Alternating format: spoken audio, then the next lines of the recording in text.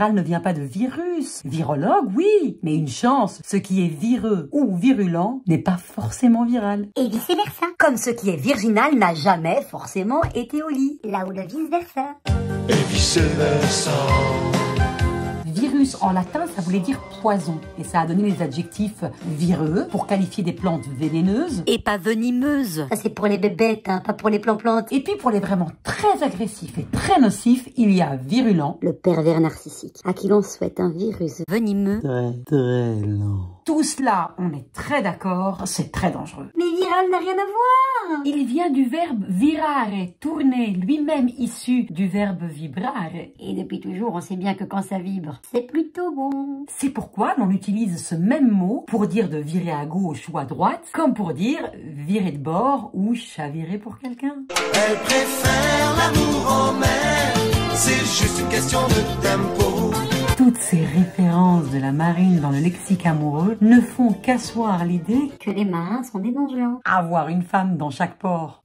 Ça, c'est du viral potentiellement dangereux. Mais faut pas s'étonner si après le chat viré, le bonhomme est viré lui aussi. On l'envoie valser, c'est rectal. Si rectal au lieu de recta, étymologiquement, c'est cohérent. Mais en plus, sémantiquement, ça fait d'une pierre deux coups. Deux coups. Moi je m'en moque, j'en vois valser. À partir de là, virer, c'est plus vibrer, évidemment. Parce que viral, c'est pas viril. Sinon, anal serait anil. Et les annales, c'est atacite. Virus n'a rien à voir avec anus. Si, quand il devient viral, ça devient un vrai trou du cul. Mais sinon, viral, c'est pas péjoratif. Une capsule sur Internet, quand elle devient virale, c'est même très positif. Je suis directrice, je ne comprends plus rien.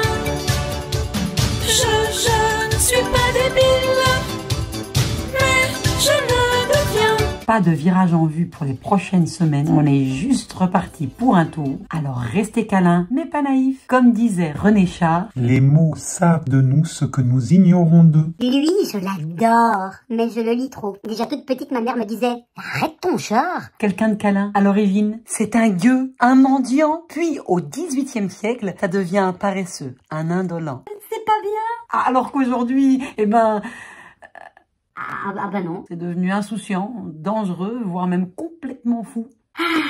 Les mots. Elle préfère l'amour en mer. C'est juste une question de tempo. Elle rêve de l'enfant.